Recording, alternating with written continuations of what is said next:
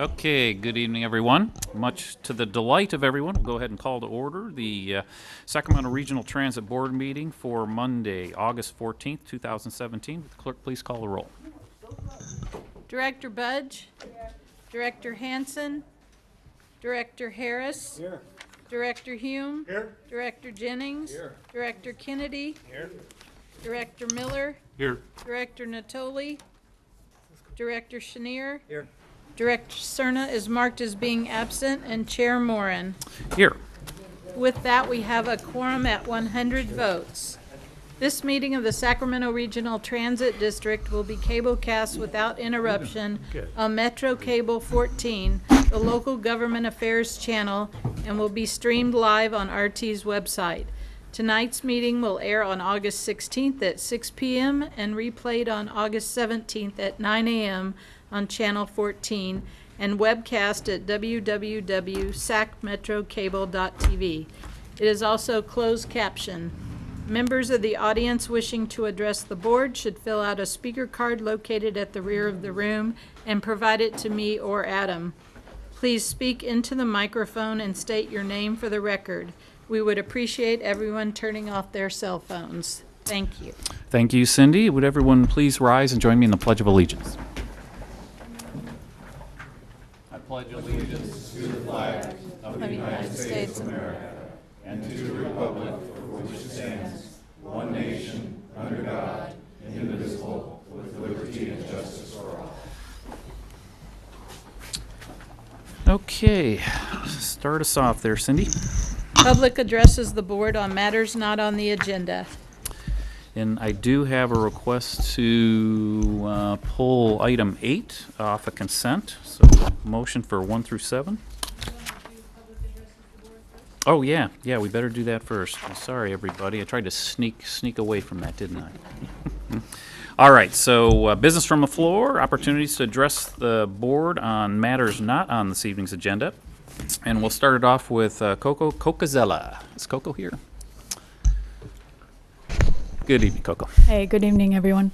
Thanks. Coco Cocazella. I'm a member of several citizen advocacy groups around transportation in the Sacramento Valley.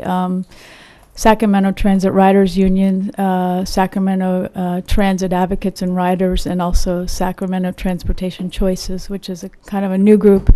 Tonight I'm speaking as an individual.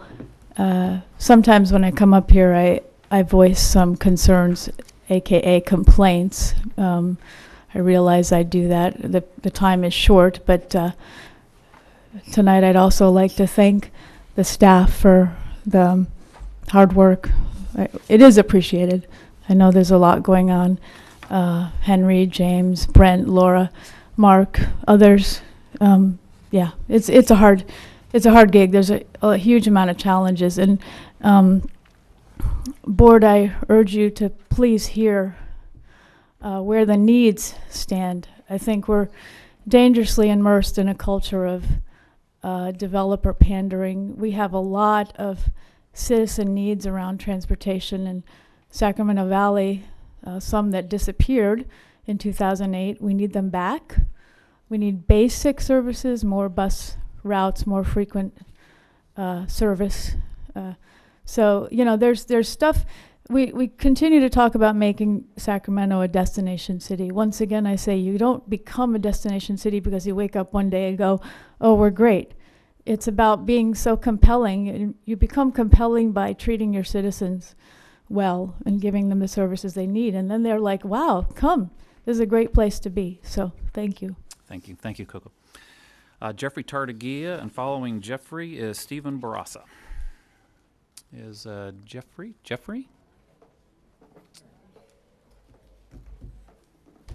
Got some new wheels there, huh? Nice. Unfortunately. Are you good with that microphone, Jeffrey? I don't know whether you can hear me. I think we're good. As I informed you before, it's August. This will be the last board meeting I go to for a while based upon the decisions that I have seen you make and what you're doing today. I will explain further when it comes about related to Henry Lee's and your Andy's decision as the negotiator. It seems to me I'm real, should we say, unhappy. But at the same time, I want to thank all the relationships that I've built with RT. And I will be here supporting you for a while, but I'm not certain about, indeed whether RT's board needs to be altered and changed. And to that, I may work with Ken Cooley to suggest that not only a Los Rios student trustee representative get on there so we have some ridership. But I also want to thank right now and bring up a big thank you to Janet Librato, because she recognized a few years ago how often I would make both compliments and I would also make problems, issues that needed to have the attention. I also want to thank Jamie this last week, which you guys are going to probably hear a little later about and understand a little further, because there's many things this last year I have worked with and done that this board is probably not have a foggiest clue about. But I will say right now, I am disappointed with this board. I will elaborate further, but I will also speak right now of things that are other than regional transit. And Pat Hume, please make sure you know about the voters registration, because that's going to dramatically impact everything next year and forth. This is SB 450. You're having this week a meeting in Elk Grove. You are also, aware of Thursday, if you're aware of the, should we say, SACOG, you're also having the Civic, which you also, Steve, need to know it's for Citrus Heights. And if you don't know what I'm talking about, it's just like you, Jeff, and you, Rick, need to pass on to, Erica at the council board?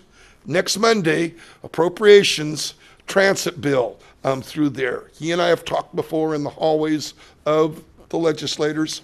There's a bill appropriation-wise that will be next Monday. Something pass on. If you need a copy of it, I will be more than happy to give it to you guys to get into his hands and happiness through here. So, okay, 20 seconds left. What I will say to you is, board, the decisions you're making tonight will set this RT back a number of years. I also would say the decisions you are making sent the wrong signal. I will also say that I have nothing personally against, and I'll leave it that way. Thank you, Jeffrey. Stephen, after Stephen is Mike Barnbaum. Good evening, Stephen. Greetings, board. Well, we're in a situation where we need to come up with local funds for transportation issues. That seems to be the current federal climate that's emerging. And we saw this great presentation by RT showing the stark amount of money that RT gets, 1/6 of a cent compared to other transit agencies. Los Angeles is at 1.5 cents. So, a reasonable target, for a sales tax measure would probably be to get them to 0.5 cent, perhaps. And to do that, the STA would have to do a measure A plus that changes the mix from roads to transit, reversing it, where 66% would go to transit and the remainder would go to perhaps fix it first instead of road expansion, for example. But the RT board should advocate for a strong transit position in this future tax measure. And polling data from the previous Measure B reveals that there is strong countywide support for transit. So it's not a loser for the sale. Remember, LA, they did like 60% for their successful measure for Metro. I think it was like 60% for transit, including operations and such. Now, the polling, which was from April 14th, STA board meeting, item number 5, reveals some things from the data. 81% support light rail and bus maintenance and security. 80% support light rail and bus operations. Now, these are all, beyond the 2/3 necessary for passage of a sales tax measure. 75% extend light rail toward the airport and Elk Grove. 69% replace aging buses. 66% replace aging light rail cars. The only transit item to score poorly was actually the streetcar, downtown streetcar, 50%. But this poll does show strong countywide support. Of course, a new poll would be really important to see where the pulse is today, I imagine. But another thing I think, the STA and the board should consider promoting is a transit-only measure, maybe 2 measures, one that's a fix-it-first measure, one that's a transit-only, maybe 1/3 of a cent going to transit. I think that would fly too. Something to consider if there's hostility towards SB1 and the gas tax, this perception of, we've paid for roads already. So, you wouldn't want it to, this transit opportunity to sink because of negative road tax sentiment. So that is it. Thank you. Thanks, Stephen. Mike, and following Mike is Robert Coplin. Good evening, Mike. Good evening. Thank you, Chair Moore and members of the board. In the first year of operation of the Golden One Center, Regional Transit and 2 other public transit agencies, the Yolo County Transportation District and Roseville Transit, were collectively recognized in December at the Sacramento Area Council of Governments for the efforts that they put together to serve Golden One Center for a variety of events, including but not limited also to Sacramento Kings games. Roseville Transit in particular started the Game Day Express, in which they exclusively serve Kings games and will continue to do so next season. With that being said, today at 3 p.m. Pacific time, the full 2017-2018 NBA schedule was released nationwide. And we wanted to give you a little bit of glimpse of highlight of the Sacramento Kings schedule, not from necessarily an opponent standpoint or the basketball operations standpoint, but more from a business and transportation standpoint, which would be the focus of what you would look at it from, and as well as your audience and your staff here with you this evening. We wanted to let you know that of the total 43 home games at Golden One Center, only 5 will begin at 7:30 p.m. Only 5. There will be 5 Sunday home games. Sunday has always been raised as a concern because it's the day of the week where the least amount of transit service is offered with your agency, both bus and light rail combined. However, we are pleased to say that the latest Sunday start time will be Sunday, March 4th at 6 p.m. Other start times include 3 p.m. on October 29th and March 25th, 12:30 p.m. on December 10th, and a New Year's Eve start time at 4 p.m. We're very pleased that this schedule came out, and we'll provide you hard copies of the schedule so you could dissect it through and through at your next meeting on August 28th. But because of the short notice of 3 p.m. release and a 5:30 start time of this board meeting, we were unable to provide you hard copies today. But be aware, we have a visit with the team executives tomorrow, and we'll provide you the schedule in 2 weeks. All right. Thank you. Thanks as always for the Kings update there, Mike. Okay, Robert, and Robert's followed by Alex Gradow. Good evening, Robert. I want to talk about Measure SB1 funding. I think every city here in the RT board should go for the competitive grants to fix the roads, better bus service, better more RT buses, but more frequency on RT. Well, I got 2 minutes and 36 seconds left. I don't know what I can do with all that. No, those are we're working on that, Robert. So appreciate the comments. But I think RT should be, and get the lifetime pass back for the senior citizens, like for the elderly, like 75 years old. And the 90-minute transfer, I think that would be a good idea. And on non-SB1, I think each city should have transit where development is going. And if you're not doing that, you're fumbling the football. Thank you. Thanks, Robert. I don't know. Alex, good evening. Good evening. Thank you all.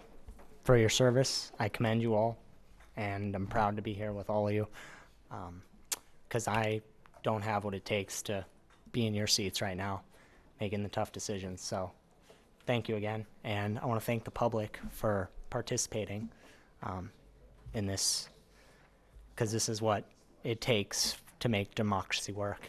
And so I feel just worthy, and just to be able to express myself and have people hear me. So thank you again. It's very kind of you all. So I just wanted to share my experience using transit here as briefly as I can. I've only been in Sacramento for a short time, and I just would like to see, as I work, in the service industry,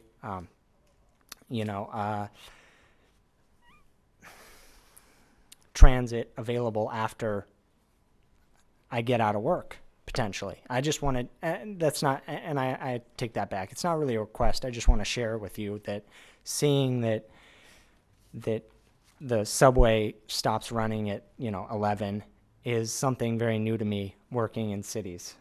And so just for those, I'm speaking for those in the hospitality industry, it would be very useful to be able to have public transportation up at late night, and that goes for night people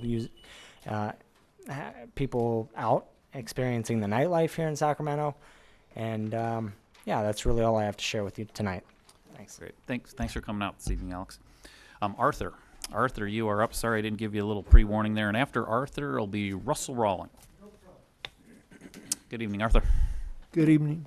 I just wanted to ask, I don't know how to mention it, but I know a few months back, well, it's been more than months now, but I was wanting, when this was brought up, that when you were first discussing on different things and all one time, you were they were explaining to you as a board what it would cost for new buses and et cetera and everything, but they did not have the monies at all of the funds at that time. I don't know now, but at that time that they said they didn't have no monies for the funds at all, like to get new cars and all for light rail. And my question is that true today? And if so, what can we do? What can we do as far government-wise or whatever, what we have to do that try to get the, I know, I understand, like one of the gentlemen, I keep forgetting his name. He mentions about the budget and all and everything and explain what the board wants to do and etc.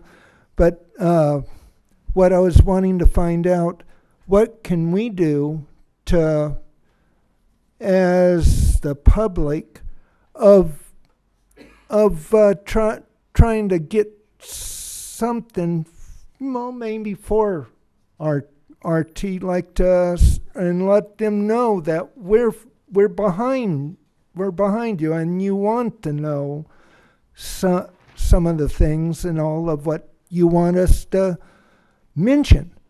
I know that it's just mentioning it basically right now because there's no funding, hardly. You're doing what you can do, and that's about it. And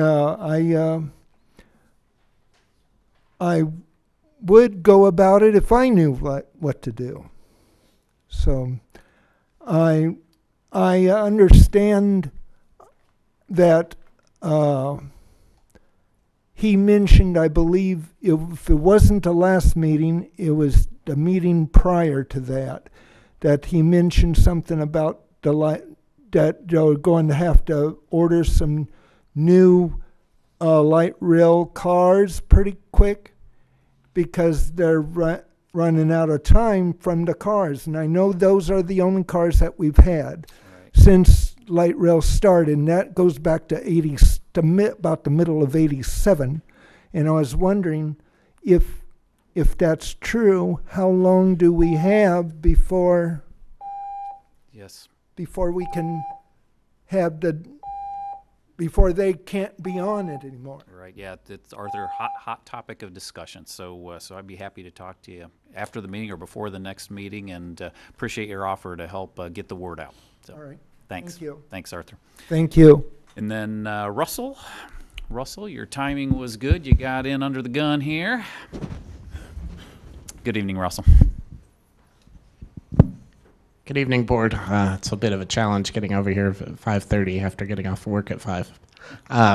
Thanks, everyone. I just wanted to commend staff really for participating and putting together a great, or participating in a great SB1 discussion on Saturday that we held at Organized Sacramento as part of Sacramento Transit Riders Union. It was a good discussion. I think that there are a lot of opportunities before you. As Robert mentioned, roads, we can get them, some of that pothole damage that's out there repaired, hopefully. And also look at, RT's got some opportunities, like maybe considering bringing back transfers or some lower fares, as well as increasing some operational capacity. So there's some exciting, I think, uses for this SB1 money that we've got ahead of us. And it's time to take a look at that and invest in it. Additionally, I also want to say that I appreciate staff's work for getting the vending machine discussion put on the Mobility Advisory Council's calendar. I know that was a challenge. I think that it's a really important conversation. The new vending machines, although they'll only be on the Blue Line, will be the first point of access for customers that are riding RT. So it's important that they be the most accessible, both in barrier removal and language accessibility. Thanks. Thanks, Russell, and thanks for all your participation in those events. Okay, that concludes business from the floor on items not on this evening's agenda, so moving on.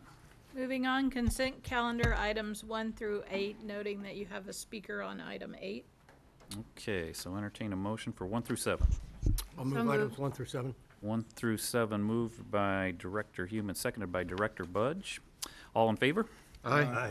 Opposed? Abstain? Motion carries at 100 votes. Item number 8, resolution approving work order number 6, streetcar vehicle procurement evaluation and Buy America pre-award audit to the contract for general engineering support services with SOMAS. And Neil Nance is here, and I believe Daryl is also here to answer any questions. Great, and we have Jeffrey. Thanks for getting Jeffrey the sound there. Good evening, Jeffrey. Yes, two things is, one, do we know when SACOG's steering committee is actually going to meet? And I understand there's a 15 to 18 inch for dealing with Memorial Auditorium, as well as I understand there is some issues related to the 3rd Street. And if you don't know what I'm talking about, that's part of in the construction and involvement with the city of Sacramento. And since this is engineering, I'm hoping the people here know and are clued into what in this contract of engineering is involving. So Jeffrey, your first question was the steering committee. Did I catch that right? That is SACOG's steering committee of when they're meeting, which I believe is the next level of which this procedure of what you're doing here on this. And I suspect Steve might have a little more information about it. Go ahead, Steve. So. Hi, Jeffrey. We haven't yet gotten a notice for when that's going to be scheduled, and it's as needed, so the notice will go out. Kirk Trost at SACOG is the point of contact if you want to find out more information. Thanks, Jeffrey. Okay, that's all I have. Request to speak on item 8. So moved by Director Harris, seconded by Director Hansen. All in favor? Aye. Opposed? Abstain? Motion carries at 100 votes. Motion carries at 100 votes. Next item is number 9, the general manager's report. All right, Henry, take it away. Yes, good evening, Chair Maureen, members of the board, and the public. First, I'd like to invite Mr. Chairman to present quarterly employee recognitions. We have not done that for a couple months now. Sacramento Public recognizes employees that have 20 years or more of service. The two award recipients with us tonight are Maureen Wren, our grants manager, and Stephanie Owen, transportation supervisor. And the two other recipients who could not be here with us today, they are Jimmy Bingham and Stephen Robinson. Both are our proud bus operators. Okay. Maureen? Okay.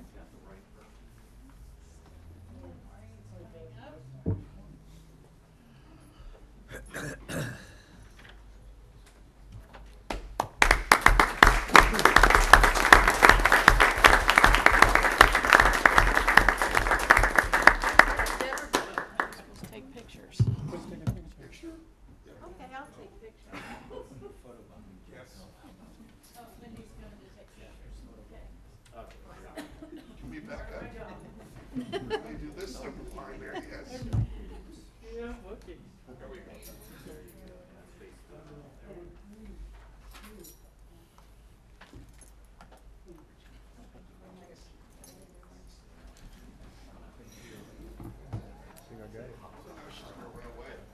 I also like to present another special employee recognition. In December 2016, the Federal Transit Administration's FTA's Office of Civil Rights conducted an on-site compliance review of Sacramento's Equal Employment Opportunity Program.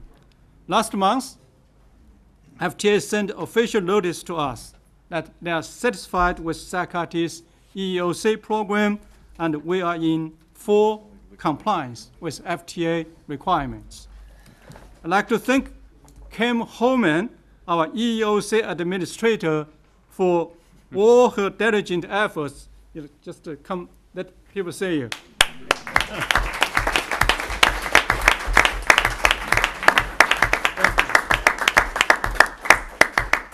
One more special employee announcement.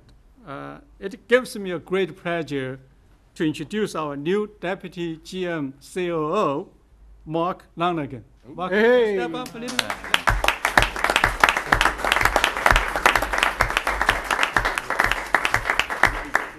Currently, Mark is eligible to retire now. So technically, he's working free. He's working free for Sacramento now and save a great deal of cost for RT if he continues to work. Driven by his total devotion for RT's better future and his unwavering love for the citizens of this region, instead of retiring, Mark actually stepped up to take more responsibilities to help RT to achieve its strategic vision. So, on behalf of the board, I want to thank you, Mark, for your sacrifice and commend you for your unparalleled dedication to RT. Thank you very much.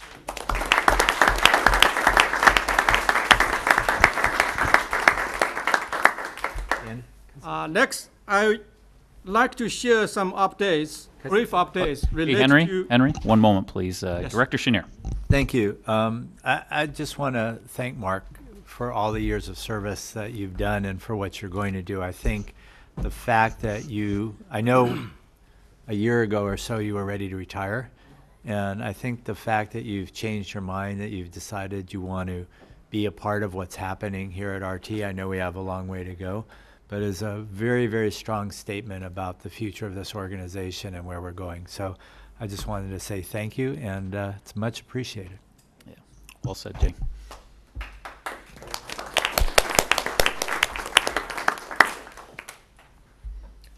Okay, thank you. A couple brief update. First, we continue our relentless effort to transform Water I-80 Light Rail Station into a new window of New Sacramento. Since last board meeting, we had installed 14 new cameras and 2 public announcement systems. Now, every inch of the station is under police surveillance 24/7. Second, I want to specifically thank SAC2 for advising us during last board meeting to provide some support for the passengers waiting outside of the Sacramento Customer Service Center in the 13th and Lines R Street. Immediately, our marketing staff installed portable stands outside of our customer service center so our customers now can get some relief or protections from rain, sun, and hot or cold weathers. You see the picture, that's left side is before and right side is now. Another update is to promote Sacramento, we are consistently conducting our listening tours and community meetings on a daily basis. Since last board meeting, we have many meetings with community organizations such as Syria Club, 350 Sacramento, SAC2, and others. I want to particularly thank former City of Sacramento Mayor Heather Fargo for giving us some great advice and willing to help promote Sacramento in the future. I also want to thank Fair Oaks Rotary Club for the wonderful hospitality and warm welcome. I had the opportunity to speak and before the club last week, and this is an excellent organization, and about 75 people attended the meeting. The club president offered the continued support on Sacramento in the future. This past Saturday, I had the pleasure to join SAC2 and several dozens of community leaders to discuss SB1 and other matters. I appreciate the invitation from SAC2 board chairwoman Tammy Dremer and civic rights leader Russell Rollins.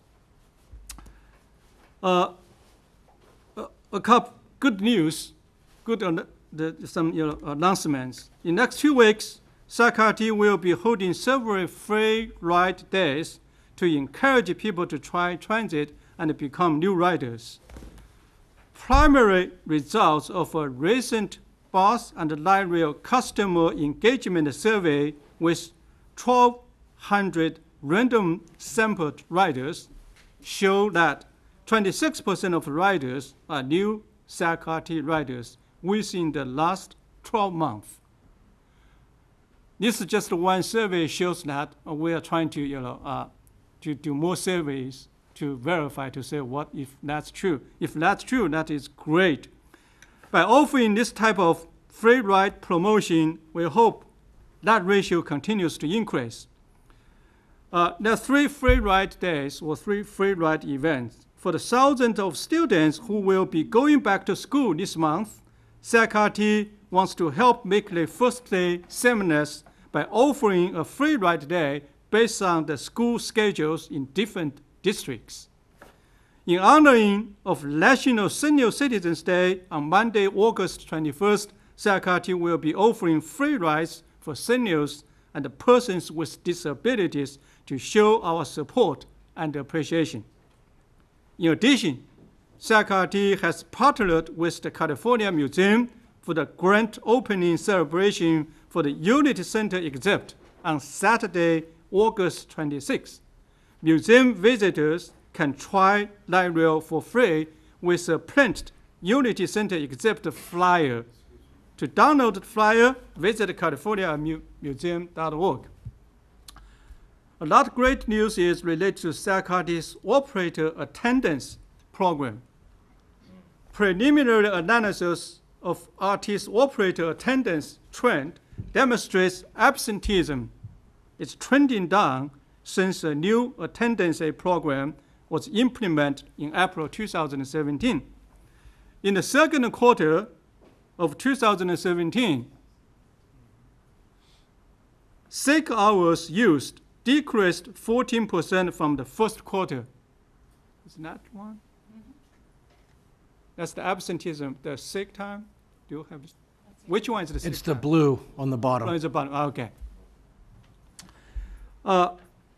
The average monthly cost of unscheduled overtime for 2017 is trending 23% lower than the previous year.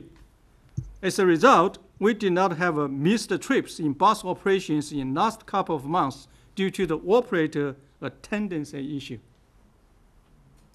So I want to thank ATO President Ralph Ness for his strong leadership and collaboration, and the staff's diligent and creative work to improve productivity with new business models.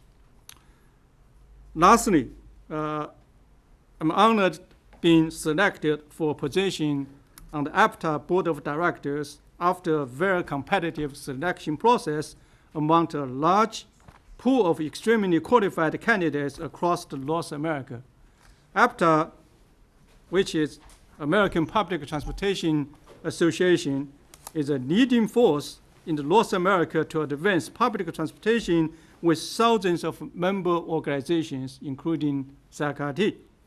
This is a tremendous opportunity for me to serve in an expanded national leadership role, which will help SACRT to be more competitive when seeking federal and state grants. I want to thank Congresswoman Matsui, Mayor Stenberg, Chair Morin, and other prominent leaders from both private and public side for their strong recommendations.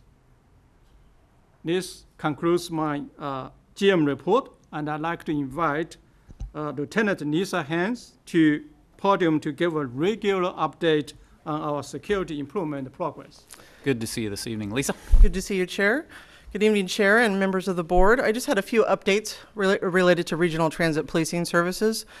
We're doing a very proactive thing to make our system as safe as possible. So last Wednesday, August 9th, we partnered with, and I would like to mention all of the regional law enforcement partners that we managed to partner up with, which included us, the Sheriff's Department, the Sacramento Police Department, the Sheriff's North POP team, Rancho Cordova's POP team, Sacramento Police Department's POP team, Federal Air Marshals, also known as FAM or Viper teams, Sheriff's Gangs teams, SACPD's Gangs team, SACPD detectives, probation, and then we also included transit agents in training to help them get out and be exposed to this game plan. So essentially what we did, we asked for some assistance to go out and be very proactive along the system in and around our neighborhoods, including Watt and I-80, and then Rancho Cordova, and then 16th Street and 13th Street downtown. So we put these officers and agents on trains in and around the stations, and we're very proactive.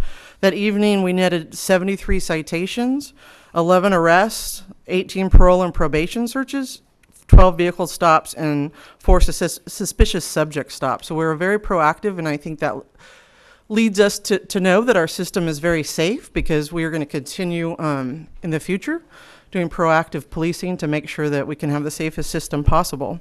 I also wanted to give an update related to the PA system. I mentioned it in my Watt and I-80 presentation. So it's been up and running where the SOC has been trained, the Security Operation Center has been trained for 23 days, where they've been implementing different messages to people with behavior issues such as smoking, drinking, loitering. And in just those 23 days, we have 30 stations that have the PA capabilities, and then 23 more stations to come. Roger's being very quick with that, so it's pretty amazing. We're able to constantly add to our ability to talk to people at the different stations.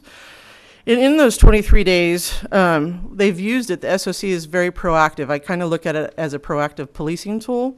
Could prevent calls, make it safer for our riders. They've used it 146 times. The compliance rate's pretty great. There's just a handful of instances where they've had to dispatch police officers or TAs or guards to make sure that the people smoking or loitering leave. But for the most part, I'm going to show you a video here in a few minutes. There's 3 instances where 2 of which they're smoking and 1 drinking. They leave and get out of the area, which I think is the safest conclusion to making it safer for our rider. It's too early to tell how that's going to affect our customer service. Complaints related to smoking, but I have noticed already that they're down coming towards me. So hopefully this will be very successful. Could you go ahead and play those videos, Adam?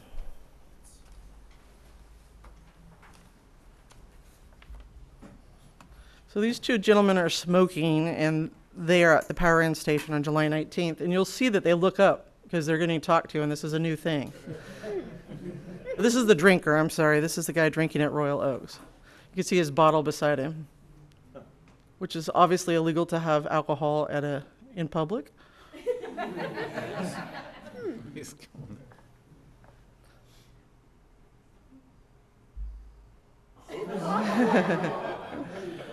I think it's the lesser of the evils, but not ideal that he throw it away.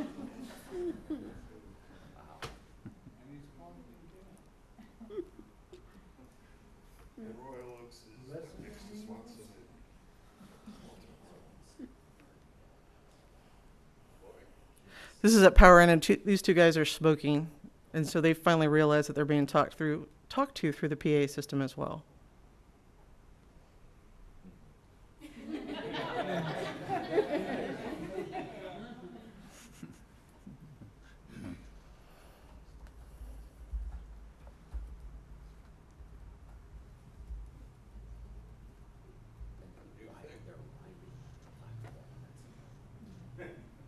The ultimate goal is either they stop smoking or leave the station, so they leave the station.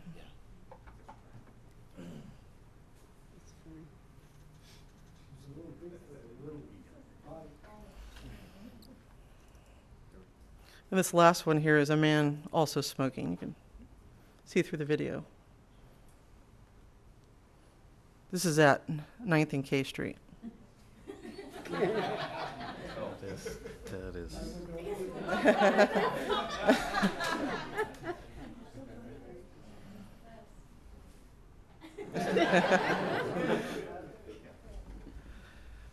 These are good examples just to show you that people are listening to us and are responding, and I think it's awesome that it's going to help reduce our calls for service. So I think it's a pretty neat example to shoot these few short videos. I wanted to tell you a couple more things. We're in preliminary talks with Rancho Cordova's chief to pay half and half for a police officer from Rancho Cordova to join us. So that's exciting moving forward. And they're also going to, their chief is going to fund 4 of the police observation devices at the 4 Rancho stations. And I'm going to be switching August 28th to Paladin full-time out at Wattenai 80. Things are lightening down there, so lightening up down there, so that should be good. And then Roger Thorne asked that this is along the security information to share with you, that 20 light rail vehicles have live cameras now, which is huge in his project. And the project should be complete in 90 to 120 days. So that's really exciting for us at the SOC to be able to watch that live train video. That's all I have. Fantastic. Thanks for a great report there, Lieutenant. And Roger, thanks for all your work and the work of your folks there. So lots of great news there. All right. So that concludes everything, Henry, on our General Manager report. Okay, I have no request to speak on this. So next item, please. Item number 10, resolution approving the First Amendment to the employment agreement with Henry Lee as SAC-RT's General Manager CEO. Introduced by Andy Morin. All right, great. Thank you, Cindy. So, so as a matter of this item, there is a compliance issue which requires an oral report out based on where we came to as far as this contract proposal that'll be voted on this evening, and even absent that compliance requirement. We'd be doing this anyway, just to be fully transparent in this process. So I've got a few notes here that I'm going to work through just to make sure everybody understands a little bit of the detail inside the staff report contract that you've seen there. And I'll just start off by, just kind of a little history here. So, so Mike Wiley hired Henry, probably two and a half years ago, something like that. And upon Mike's retirement, this board promoted Henry to a general manager of the Sacramento Regional Transit Agency, and that was effective July 1st last year. It was my goal in my initial discussions and meetings with Henry. 2 things were very important to me, which I felt would be very important to this board as we began discussions. One was to reward Henry for his exceptional work this past year. We did kind of bring Henry out of the minor leagues here. So he had a bit of a minor league contract, but it was incentive laden. That was a preference of this board. We didn't have a proven commodity, but we certainly had high expectations. So for that reason, the contract was built with his base salary plus an up to 20% incentive bonus for fiscal year 2016-2017. It was the recommendation, after discussions and stuff, we believe most of the board is supportive of that 20% bonus. So that comes out to $43,200, which again, added to his base salary, is still well below Henry's peers in the transit industry. So that's the reward for, I think, what we all recognize is, again, an exceptional amount of work. Every time we listen to the general manager's report, I'm always amazed at where Henry's been and what he's done. But as well, Henry's always first to recognize all the exceptional work of his staff, which has also been exemplary. Item number 2 on my notes here. And again, a lot of this is repetitive from the staff reports that you may have read. So the proposal is, what will be voted on this evening, is to adjust his salary in 2 steps. So one, the first adjustment will be retroactive to January 1st of this year, so just a month and a half ago. July 1st. Oh, July 1st. Yes, I'm sorry. Thanks for that critical correction there. Henry was getting excited over there. So, so that first increase goes from his original base of $216,000 to $248,500, and then the second adjustment, which is effective January 1st of 2018, raises that salary to $281,000. And again, I need to emphasize one more time, and this is visible in a chart in the staff report, that this remains underneath the salaries that Henry's peers equivalent and other comparable transit agencies. So there was an effort on my part, and I believe the board, to get Henry closer to industry averages, to again reflect the fact that he's not a minor league anymore. He really is doing everything I could imagine any general manager and any transit agency in this country doing. So with that increase, there's also this added clause in here where we wanted to, at least for the time being, take a little bit of the subjectivity out of Henry's compensation moving forward, and this is actually proposed by Henry, was to just tie his raise for next year to what an employee group, the MCEG, or that's the Management and Confidential Employee Group, the raise that they would see as well. This has yet to be proposed by Henry, and any proposal would is approved by this board. So there's a strong level of control by this board. Henry can't control, by proxy, what sort of a raise he's going to get. So we feel like for the time being, this is a good arrangement going forward. Again, Henry was very receptive to this, and looking into the raise next year, effective July 1st, 2018. Hopefully I got the month and the year right there. So then lastly on all of this is pension. So because of recently enacted pension law in the state of California, the time-based defined benefit pensions are much less costly for agencies. And Henry, having just started here about 2 years ago, his ability to capture a pension, in fact, I think the example is, and somebody can correct me if I'm wrong based on what I've seen, but if Henry were to serve here at his updated salary for the next 10 years and retired at that point, his pension would be about $20,000 a year. So that's good for the transit agency as far as costs going forward, but to attract and retain at-will employees like Henry is, and to keep them around, more needs to be done. And that's when we see the defined contribution plan come into place or come into play. So Sacramento RT will contribute $29,000 a year to the district's 401A defined benefit plan on Henry's behalf. And the way to visualize this, and again, this is really prepaying our pension costs.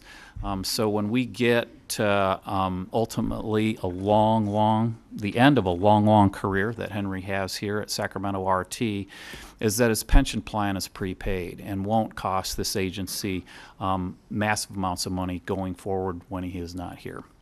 So those are the points that I wanted to share, some of the rationalization behind that.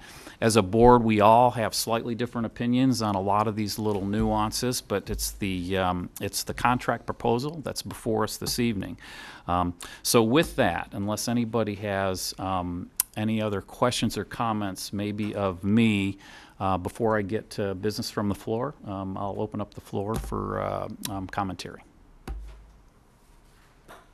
Okay, so with that, we do have a number of requests to speak on this item. Not a surprise based on media interest and things of that nature. So we'll start it off with Jeffrey. Can we get Jeffrey Tardigia, the microphone here? And after Jeffrey is Stephen Barassa, and after Stephen is Mike Barnum. Good evening, Jeffrey. Well, Andy, my fangs are out. And that's why I do not respect the board right now, because I think you've set now for rank and file with this increase, because 60% of your riders earn less than federal minimum poverty standards. I've spent the last 5 years working for simply a COLA. Right now, even his pension of 20+ thousand is more than most of those people earn in a year, and that's your ridership. It also means that why in the world this sounds like a Mike Wiley, where the golden parachute that was started at the beginning. So I'm certainly hoping that somewhere the next year of performance, of probation, of all the things that somehow was alluded into, and somehow the public wasn't aware that the first year was a probation period. And clearly in the budget, are these factors included and just not explained that you were going to have these increases year one in the budget through there? Just you leave me unhappy. And I will say to you is this, for the future of regarding new funding, you're going to have the same attitude. Well, if you can give him 20 and you know you got another 20% sitting there increase because he's 15% below the market. It's not, Henry, in any way respect to you. It's this board. Did they think of the ramifications? Yes, he needed to be rewarded. He needed to be thanked. But more than 20%, who else gets besides a general manager more than a 20% raise? That is what makes this board, I'm sorry to say, not considering what this future needs to be.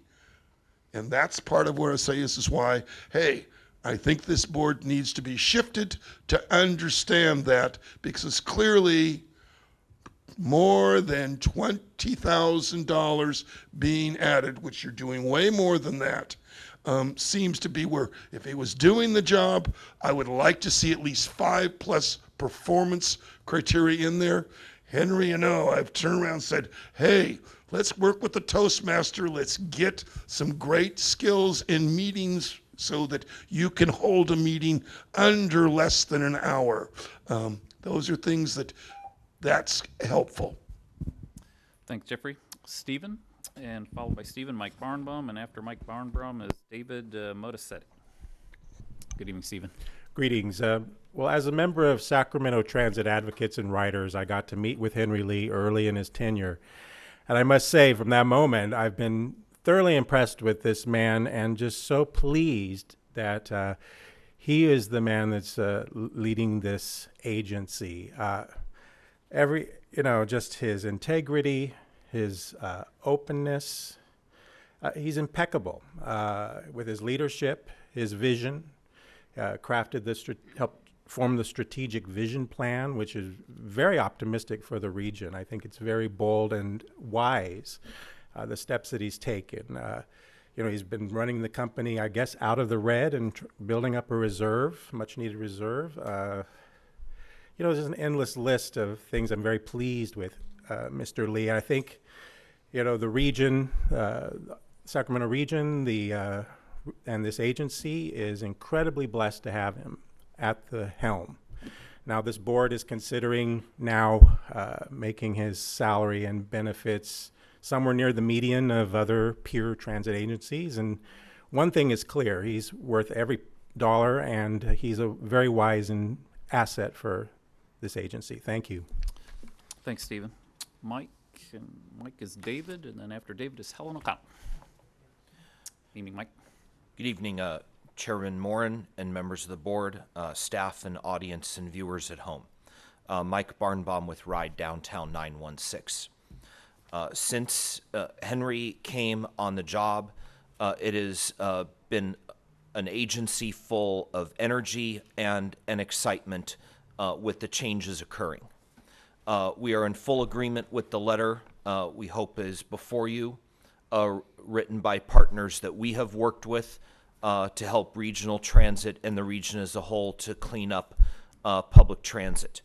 For the viewers at home, the letter was written by Sacramento Kings minority owner Mark Friedman, along with Dane Domich, David Taylor, Ali Yousefi, Wendy Hoyt, Michael Heller, Tina Thomas, and Sacramento Republic Football Club President Warren Smith, an organization who we can draw a parallel to your comments, Mr. Chairman, is also wanting to come out of the minor leagues and go into the major leagues. And we are all anticipating a big announcement of that and one other city to do just that this December. We're really motivated by the commissioner's comments just in the last couple of weeks of what that organization did just to start some groundwork by the rail yards. And good for the commissioner to go on national television to say what he did about Sacramento at the national level. It was just awesome and riveting to hear. Mr. Lee has, as evidenced by photographs on social media, very much engaged with the community. Most recently, posts were made in Orangevale, where he gave a presentation to folks out in the Orangevale community.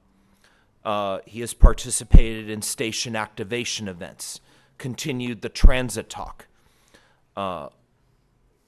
As many of us know, we are all eager, as is Henry, to improve service. Delta Shores, Amazon, Sacramento International Airport, and the list goes on. We feel that this compensation package is fair, and Mr. Lee has engaged his staff with us, most notably and recently, Accessible Services Administrator Janice Labrado and Owner and Chief Operating Officer Mark Lonergan. I was honored to take the role to draft a working paper for a major service change at Watt and I-80, and the stakeholders have that. There's a lot of work to do, as there is with service, and you'll see on the next item, the route optimization study. But this is a package that's fair, and we'd be glad to make the motion to approve item 10. All right. Thank you. Thanks, Mike. Okay, David, and after David is Helen, and then Russell Rawling. Good evening, David. Hello, thank you, Mr. Chair and directors. My name is Dave Modisette, and I'm the new CEO of Breathe California Sacramento region, also a daily RT rider. And I'm here on behalf of Mike Mattos, who's the president of the Breathe Board of Directors. Mike would be here himself today, except he had a scheduled medical procedure that he's recovering from as we speak. As most of you know, I think Breathe is an organization that supports clean air and healthy lungs We provide direct services to children and adults that suffer from asthma, COPD, and other lung ailments. We sponsor programs to reduce the use of tobacco and exposure to secondhand smoke. And we advocate for programs and policies in our region that reduce air pollution. We believe that public transit is a key element in the formula for clean air, and both RT and Henry have championed clean air in Sacramento. Further, because of Henry's efforts, RT is again fiscally responsible and has added to its reserve fund for the first time in many years. He has also brought the focus of the agency to the rider experience, focusing on clean and safe stations, stops, and vehicles, as well as on-time service performance. For these reasons, we strongly support a long-term contract that both rewards Henry for his performance and keeps him in his CEO post. We would additionally like to thank Henry for his support of our clean air mission and goals in the Sacramento region. Thank you, Henry. Thank you, David. Helen. And after Helen is Russell and then David Taylor. Good evening, Helen. Good evening, Board. This is Helen O'Connell. I'd like to echo the comments already made, supporting Henry Lee in his endeavors and all of this work he already has done. But I would also like to see some of the routes that were cut in 2009 be reinstated, and the lifetime pass for the seniors over 75 be reinstated. If you have money to raise his salary and give him a bonus and all this other well-deserved stuff, maybe you could reinstate some of the services that were cut in 2009 and bring it up to standards for today so that everybody could ride the bus and the lines wouldn't be cut back so far that you don't have Sunday service in some areas and you don't have weekend service in others. And we have a desert of services in several different areas that maybe bus shuttles could be used to get people to the main lines. These are some of the concerns that I've heard, and I support reinstating a lot of the lines that were cut in 2009. All right. Thank you very much. Thanks, Helen, and thanks for giving Henry some marching orders for his next year of work. Okay. Russell. Good evening, Board. Russell Rawlings. Yes, I'm going to mirror everything that's been said previously. RT is a different organization now than it was going in, at least in terms of responsiveness. There's a lot of work ahead, a lot of really hard work ahead, and some really important financial decisions to be made in the future, I think, as we look at some of the opportunities, some of which are related to fares, others service. The big one being the route optimization study that's going to be before us. And I think Henry is the correct leader for this process. I'm eager to work with him as we continue forward. Thank you. Thanks, Russell. And I know Henry's eager to continue working with you as well. And David Taylor?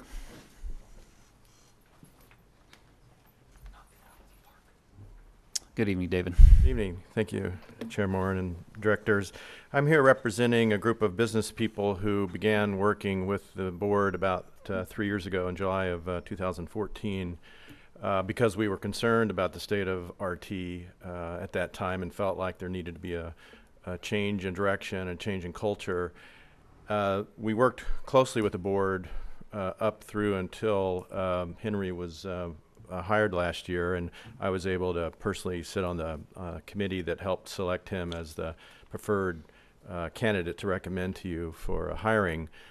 We're here, and it was mentioned earlier. We wrote a letter that should have arrived to you earlier today. That is specifically from 8 of us: Mark Friedman, Dane Domich, myself, Ali Yousefi, Wendy Hoyt, Michael Heller, Warren Smith, and Tina Thomas.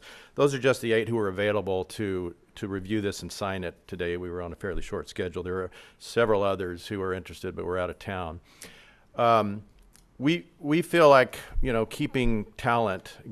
Attracting and keeping talent to manage a group like RT is difficult, and you guys have the challenge. You had the challenge of how do you replace Mike Wiley, who'd been here for 28 years? How do you bring new blood into the group who can help change the culture and motivate that person to stay here for a long time, to make that culture change and to make the improvements? We feel like Henry has proven in the last year that he was the right selection. He was willing to take a risk back then that his compensation package, he was going to have to prove his value. We believe that he has more than done that in the past year. We feel like he deserves the proposed increases.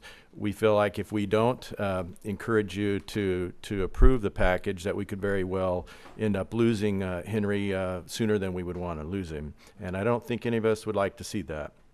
So we encourage you to approve the package. We encourage you to continue to incentivize him to turn the ship around and to continue the excellence that he's set out for the staff here. And we're very encouraged. So thank you very much, and good luck. Great. Thanks, Dave, and thanks for all your personal interest in the transit in the region over the past number of years. It's been instrumental. So. Okay, so that exhausts our request to speak on this item. So comments, motions, open up the floor. Director Hume. Thank you, Chair. I would like to make some comments. First of all, this is a lot of money. It is a very high salary, and so anytime you get talking about those numbers, it's somewhat unrelatable to a lot of people, so I appreciate Mr. Tardigia's comments. However, I would not do Henry's job for the salary he's making right now, because what he inherited and what he's done is pretty remarkable, and I think has been said by many people, he's earned every penny of it. But I want to go back to some of the things that the chair outlined, and I think some of the folks that spoke on this mentioned. First of all, we brought Henry in at a considerable bargain. He had not led an agency before, and we recognized that we were taking some risk by putting our chips with him. He recognized that he would take some risk at accepting a lower compensation in order to prove himself, as was mentioned. But I want to point out that initial salary plus the bonus that we would be voting on tonight would still be a bargain from what peers in the industry are making. And so the bonus is for the job he's done, and the raise would be to bring him up to parity with the other, his industry peers leading other agencies. Now, we did take into account cost of living and some of the other things to back that in and recognize that Sacramento may be a little more affordable than some of these other metropolitan areas. But imagine the embarrassment that Henry would feel going into a room of all these peers, and they're looking at him like, you've done all these great things with this agency, you've turned it around, gotten it off the rocks, you're getting people who used to be rightful critics of the organization, like Mr. Rawlings, to now are engaged and want to participate in charting the new course, and yet you don't make as much as my number 3 guy. Why? Right? Well, that's embarrassing for somebody who should be at an even pair with these same folks to have to explain away why they're giving themselves away on the cheap. So, look, I appreciate being fiscally responsible, but as was mentioned, and here's the funny thing, is I think Henry is so committed to the job that he's doing right now that if we didn't bring him up to parity, he probably would still stick it out and do it, but I don't want to take that risk, and I want to reward him for doing such an amazing job. As was said, that he has, for the first time in a long time, taken this agency not only out of a downward trajectory financially, but put money into reserves. And to put that in perspective, the amount of money he has saved this organization this year alone would probably cover his salary for his tenure with this organization. Really. Millions. So you divide what he would be making into millions. Maybe he'll prove me wrong and stay here for 20 years, and then in that case, But, so I would be happy to make the motion to approve these items. Okay, motion moved by Director Hume, seconded by Director Chenier. Any other comments? Director Budge? I don't want to negate absolutely anything that Henry has accomplished. There's no question that he's made huge differences for all of us, and that needs to be rewarded, and I understand everything that the chair and that Pat and everybody that has spoke have said.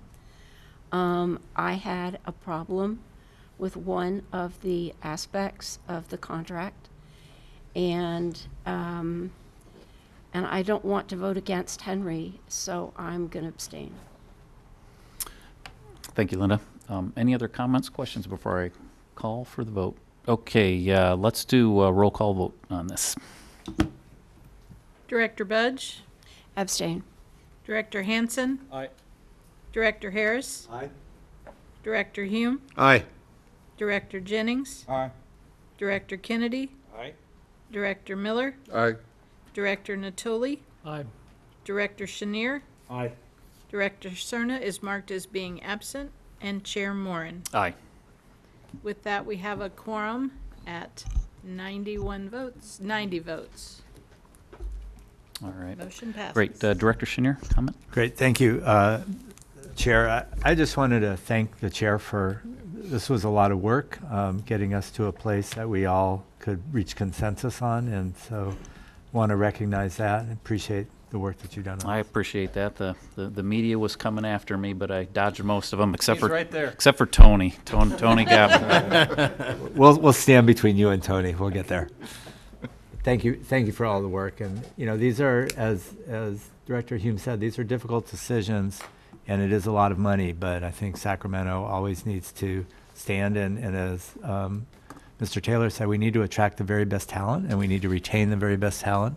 That's what's good for all of us. And so, Henry, we appreciate the work you've done. Thanks, Jay. Okay, so next item, please. Item number 11, information, route optimization study update, introduced by Laura Ham. Good evening, Laura. Good evening, Chair Morin and directors. I'm pleased to provide you with an update on the SAC-RT route optimization study this evening, a comprehensive and objective examination of SAC-RT's route design. We'd like to get your feedback as we start talking to the community about the project. An important goal of this phase is to build excitement and establish expectations about what this effort will include and not include, as well as how long we can reasonably expect the work to take to complete.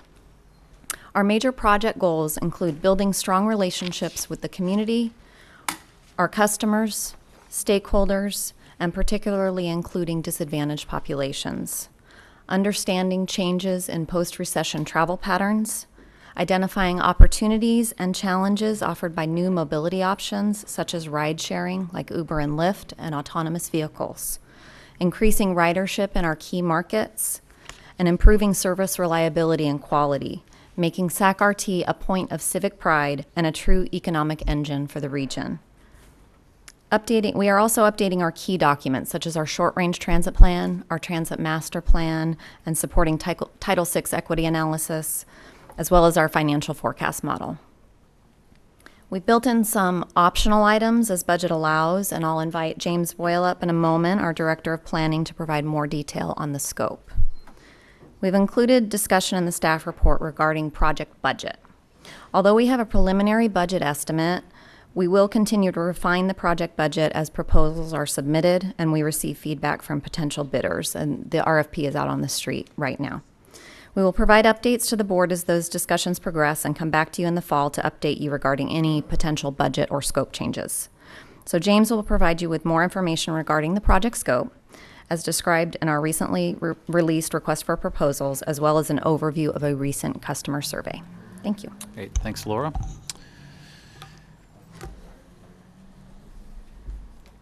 Good evening, James. Good evening. glad to finally be able up here and get to speak to you. All right. Appreciate it. We've been waiting for this. I know. Everyone's been waiting for this, including me. Thank you, Mr. Chairman, for allowing me to speak. Members of the board, Henry, James Boyle, Director of Planning. Tonight, this is going to be the first of many, many, many updates to you on our route optimization study. So I'm going to quickly run through some of the scope, the task, talk a little bit about that. And then, as Laura said, I'll also talk a little bit about the customer satisfaction survey that was performed back in May. So with that, we'll get started. And quickly, I just want to run through the contract schedule, give you an update on where we are. We released our RFP on July 24th. There was a pre-proposal meeting held here in the auditorium on August the 8th, and attendance was actually pretty good. We had 5 firms call in via telephone and quite a few folks here represented in person. We've scheduled oral presentations for bidders to come in and present to us their plan. Our goal is to award the contract in October of 2017, and then we would like to have notice to proceed by November 1st of 2017. So that would be after negotiations and everything is set and ready to go. So in the end, our goal is to have phase 1 and phase 2 completed by September of 2018. It's a pretty ambitious schedule, and you'll see once we start getting to the scope of the task, like all the work that we're going to be doing. So moving on, I want to talk to you a little bit about our phases and our tasks that we put out on our scope.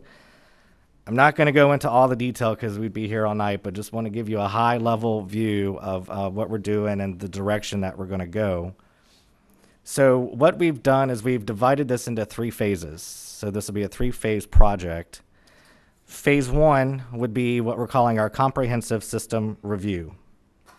And this, under this phase would be several tasks. Phase 2, we're calling the actual route optimization study, and I'll go into more detail about that. And then phase 3 is where we have some of the optional tasks that Laura had mentioned earlier. So taking a look at phase 1, this would be what we would start immediately once we get our notice to proceed.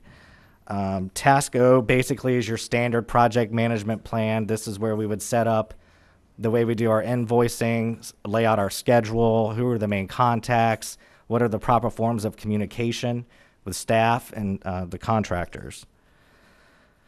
Task 1, public involvement and community engagement. This is something that is going to be really important for our project to be successful.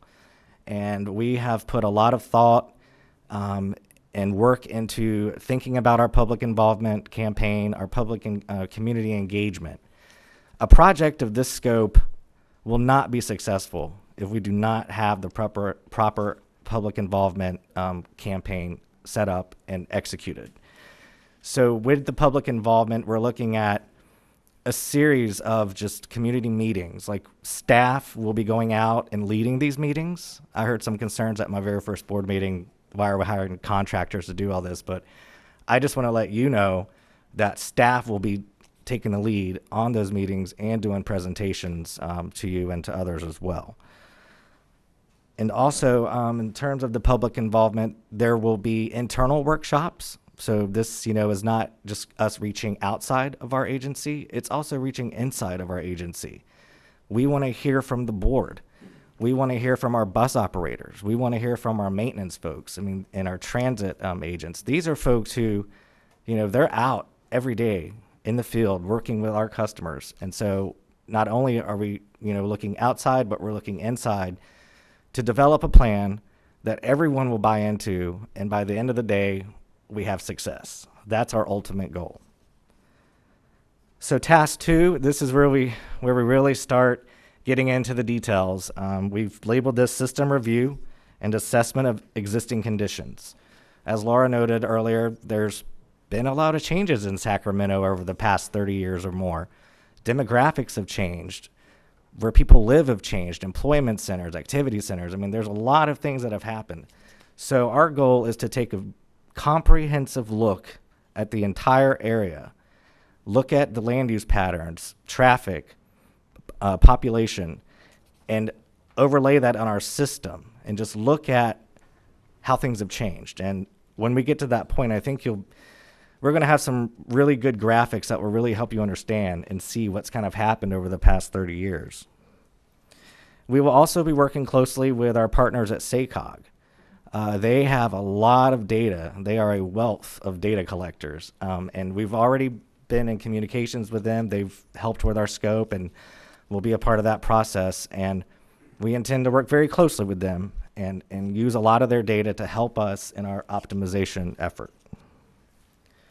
So that would be the end of phase one. Once we get all of our data together and got an initial assessment together, that would end phase one. And then we would move into phase two.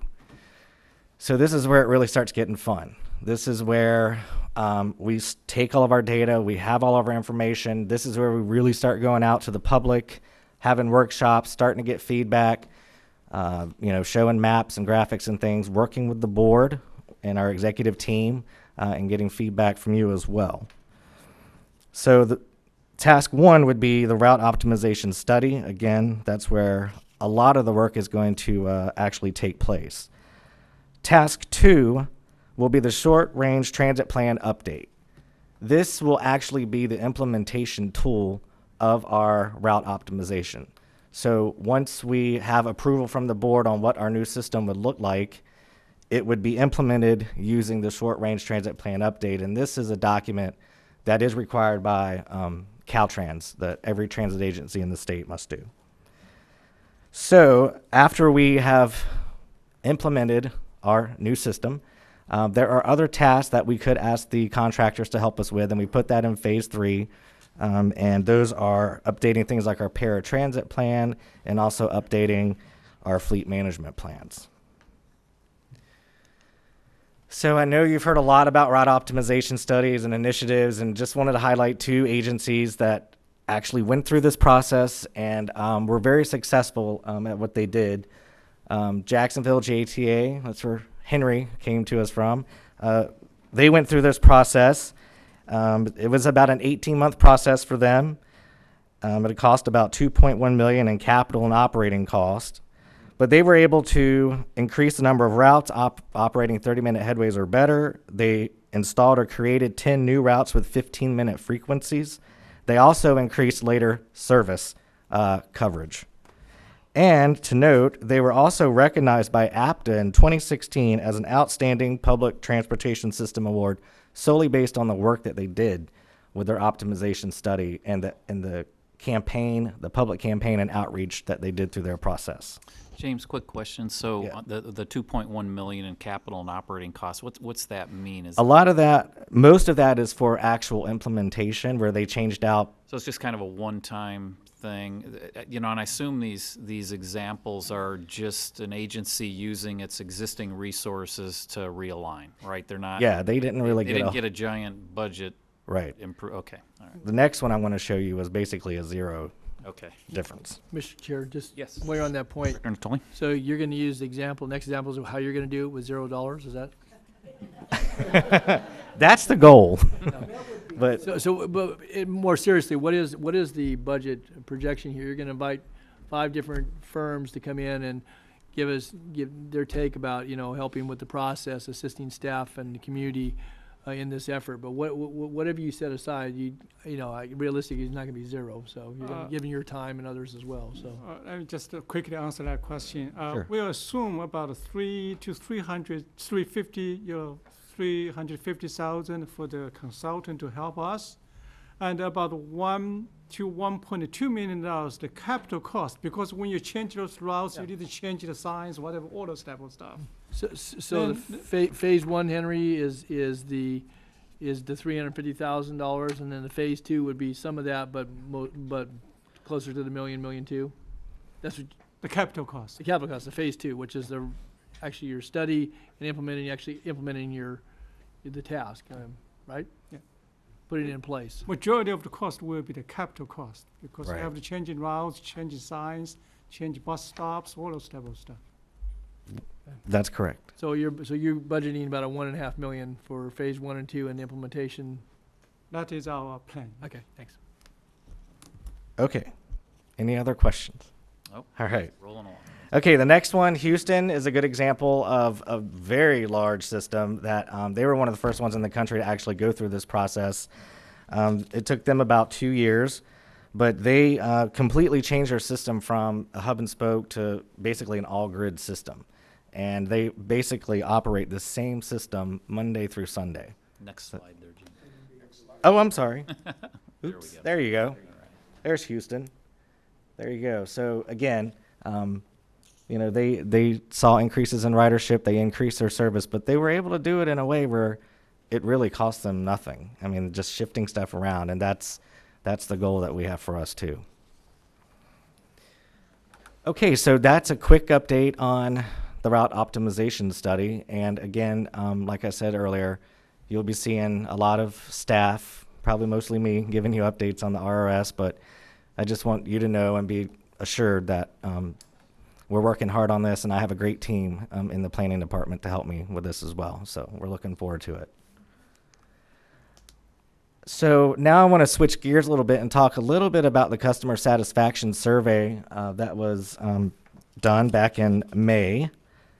This, the background of this basically was we went out and did an initial survey just to receive some data from our current riders. The customer survey results were determined satisfaction levels of current service as well as to provide the future of our system. And so doing a survey like this will actually help feed into our ROS and start to think about what is it our customers want, what do they want to see. And so those are things that come out of surveys like this that will help us in our optimization study. The methodology, there was a survey of 18 questions. The survey was conducted in the month of May. There were 8 surveyors who went out and did face-to-face surveys. So this wasn't an online, this was a face-to-face. And they went to 17 different stations and transit centers throughout Sacramento. And we got over 1,200 customer responses for this particular survey. So here's just some of the highlights from the survey. Basically, you can see that some of the basic questions about how long have you been riding the system. You got 6 months to a year, less than 6 months. And then you see majority of our riders have been riding for basically 2 years or more. But like Henry stated earlier, we did see that there's 26% possibly folks who have been riding less than a year. So that might lead you to think there's some newer riders on the system as well. How often do you ride? No surprise here. You see this a lot in transit agencies, but daily ridership is pretty high at 66%. So we know we're getting repeat folks riding our system every day. The gender question, this is very similar, again, to what you see across the country in terms of almost an even split between male and female. And then there's your ages breakup there as well. So the interesting parts of this is, what did we hear? What did we learn from doing this survey? So we asked, what system or service improvements have you noticed in the past 12 months? And I don't think it's much of a surprise with all the effort that we have been putting into improving our security and cleaning our stations. But a majority of the riders said they felt safer riding the system in the past 12 months. They have noticed an increase in security personnel and measures taken to increase a sense of security in our parking lots as well. So that's very much a kudos to our security folks. They have also noticed an increased fare inspection. Folks, our transit agents getting on the train, asking for tickets. And I can even speak from personal experience. I ride the train every day to work, and I tell you, like, I see them every morning going through the train asking for tickets. So I know they're out there doing their job, and that's great. Riders feel that the system is cleaner. They feel that the stations have been improved in the past 12 months in terms of cleanliness. They've also noticed an increase on-time performance as far as the buses and the trains. So that's another positive. And also, they said that the operators appear to be more helpful and courteous, which is always a good thing for a transit agency. So here is a nice little chart that was put together. And it's kind of hard to see, I guess, maybe, but we asked several questions and got some really good feedback. Basically, these were questions related to overall service ratings. So you can see we've asked things about access to routes and schedules and fare information. A very high majority, 78%, said they were actually satisfied with the way that we put out our information in terms of our routes and schedules. This is a very good one here too. Helpfulness of operators and staff. 70% said they were satisfied with that. So you can see, I mean, we're doing pretty good with the questions we asked here. On-time performance, 61% said they're satisfied. The last two, this is something that you're very much aware of, and you know that we're working on it. It's sort of like a day-to-day fight to keep the stations clean. You saw that guy just throw his bottle. I mean, I see that all the time, and a lot of times it's not even our customers that are doing that. There are other things going on where this happens. But this is something that, we know that we'll continue to keep on top of and make those improvements as we need to.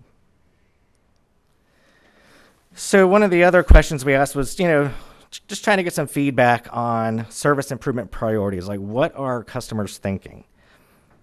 So some of the things we heard was they would like for us to provide real-time train and bus arrival information for light rail trains and buses. And we do have LED signs out at the stations that will tell you that, the trains will arrive every 15 minutes, but this is more getting at the train will be here in like 2 minutes. It's like a countdown type thing. They also wanted to see more frequent weekend bus service. They want us to add more evening and late night bus service. We need to work on improving the reliability of bus service and provide more frequent weekday bus service. And also there were some folks who talked about expanding our actual coverage area. So a lot of these things here probably don't come as a surprise to you. I mean, you hear a lot about we need more service, we need better service. And this route optimization study is going to allow us to reach out to these people, to get their feedback, to have workshops, to do everything we talked about earlier, to answer some of these questions. And these will be decisions, that we will bring forward when the time is right to, engage the board and get your feedback. But, there's a lot of good things that have been happening we got our mobile fare app out, we have our Connect card out. So there's a lot of good things going on. And I feel like I've come at a really great time, to be a part of this. And like I said, I have great staff, and we're just really looking forward to getting the route optimization study going, getting a contractor on board, and I will be here updating you every month. So you'll see me every month. I hope you don't mind. But anyways, that's it for my part, and I can try to answer questions if you have any, and if not, you can always reach out to me. Well, thanks, James, and appreciate your emphasis on reaching out to the ridership. There's nothing like a government agency telling people we got great changes coming you're going to love. So it'll be important that they're part of that process. Sure. Questions for James? I do have one request to speak on this item. Okay. So Mike Barnbaum. Oh.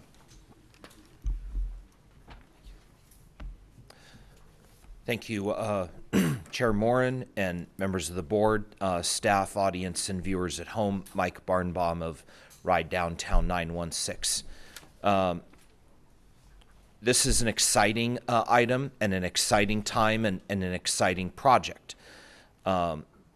We want to stress about the communication and engagement aspect about this study. And particularly one point that James hit was SACOG. And it brought us back to a moment thinking about all the city council meetings attended to fight for our team and build the Golden One Center. When then Mayor Kevin Johnson mentioned, we don't win as a city, we win as a region. And to us, SACOG is the region, plus SJCOG. 7 counties, 29 cities, if you combine the two. And we would say, don't just engage with SACOG behind the scenes with people during office hours via telephone and via email, but get out there and be more involved with SACOG. And here's some examples. Make frequent presentations to their transit coordinating committee, which is mostly the transit managers and transit executives across the region. Engage with their transportation committee, which is a committee of their board members on all matters pertaining to transportation. Engage in their annual unmet transit needs process, which is required by California state law under the Transportation Development Act. There are two key resources that we engage with quite often from a business standpoint for Golden One Center and DOCO have been Barbara von Bechtold and Azadeh Doherty. Azadeh, by the way, worked at the Sacramento Regional Transit District as well as the city of Sacramento. Barbara has been a long-time talented planner at the Sacramento Area Council of Governments, and we couldn't thank her enough for her service and her continued service. They very much are engaged, the two of them, on the process of transportation and transit, and engage with us a lot on the business side and with the two JPAs in the region, the CCJPA, and later you'll hear about the SJJPA. Okay. Thank you. Thanks, Mike. Okay, final questions, comments from board members. Director Hanson? Yeah, thank you, James, for the presentation. This is probably the most important thing we've done in several years when it comes to adding service and restoring it or just realigning it. So as you go through it, a couple things just to think about. I do think that Mike's comment about collaborating with SACOG would be very helpful, but also the cities and the county, because of the land use decisions that are implicated in the routes. And as we work to approve projects, making sure that we're supporting transit, and through our planning processes at our jurisdictions, that we've been thoughtful about what's happening. There are a lot of different planning processes going on right now, like the Central City Specific Plan in the city of Sacramento, but we're about to also have a major general plan update coming. And so those things, as we move forward through this, they will reinforce each other. So a good route system will hopefully reinforce the ability to do infill, support transit for people who need access to transit and those other things. I also do think the continued community outreach, working through some of those community partners like we heard about, Henry reaching out to Organize Sacramento. I think those kind of things will really make a big difference at getting buy-in here, but also leading with data. We've talked a lot about trying to align the routes with population and job centers, because these routes are essentially the routes that we created 20 years ago without much change, while the community has evolved around them. So I just think there's going to be a lot of focus here on how we make these meaningful and how we continue to recover from the recession, because our bus system, we've heard over and over again from the community, is desperately in need of attention. And I think the board is more than ready to embrace this opportunity to work with the community and work with other partners. Thank you. Thanks, Steve. Anybody else? All right. Thanks, James. All right, thank you very much. All right, next item, please. Item number 12, San Joaquin Joint Powers Authority meeting summary in your package. If Director Hume has any more comments. Well, I'm sure everybody read the minutes, but I just want to say it was an important meeting, given that we did formally make the move to shift over to the Sacramento subdivision, which will change where passenger rail comes into Sacramento. It will mean a station for Elk Grove, a station at City College, a station in Midtown, a station in Natomas, and hopefully a station up for the airport, and then eventually all the way up to Yuba City, Marysville. Wow. So it's exciting time for passenger rail. All right. Great, thanks. And I do have a request to speak on this item. Mike? Yes, so our concluding item, the San Joaquin JPA. Thank you, Pat, for the speech about the JPA meeting.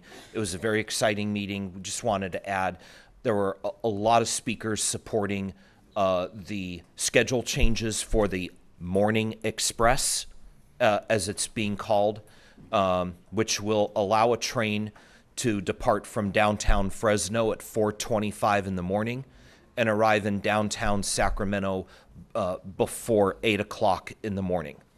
The Central Valley is known to have very poor air service, and this is going to be a huge answer to that, serving the Valley communities, in which the only Valley community to have great air service anywhere between Bakersfield and Redding, we're here. It's Sacramento, with routes that were just added in early August by Southwest to Long Beach and to Spokane on a nonstop basis. The rest of the Central Valley doesn't have Southwest Airlines. We're it. The other caveat or takeaway from the meeting I wanted to add was the presentation by the great North State business community area up in Shasta County, providing the opportunity perhaps of a throughway bus service with options where you don't necessarily need a train ticket, which is like the service currently provided once a day between Sacramento and via Highway 50 to South Lake Tahoe. And this service would help out the San Joaquin JPA, particularly when they're looking through their throughway bus network connecting California, ways that they could help to contain costs and vehicle miles traveled. If the service by the Shasta group is going to come to fruition in July of 2019, they not only help to have a stop around the Capitol Mall area and the Sacramento Valley Station, as well as the Sacramento International Airport, but it would serve the I-5 communities up to and including Redding. If that is successful, the San Joaquin JPA said one idea or their hope is to cut back on their Redding service, which mainly serves Highways 99 and Highway 70, to only go up as far north as Chico. So we'll wait and see on that. The next meeting is September 22nd, probably at 12:30 in the afternoon in the Council of Governments chamber in Stockton. All right, great. Thank you. Thanks as always, Mike. All right, that concludes that item. Item number 13, Sacramento Placerville Joint Powers Authority meeting summary. Director Budge has provided a written summary in your package if you have anything else to add. I don't. Do Okay. you? All right. We're good. Moving on, announcement of closed session items. Item A1 has been pulled from the closed session agenda. Item A2 is Donna Bond versus Sacramento Regional Transit. Any, we anticipating need to report any final action? No report out. Okay, very good. So meeting adjourned to closed session.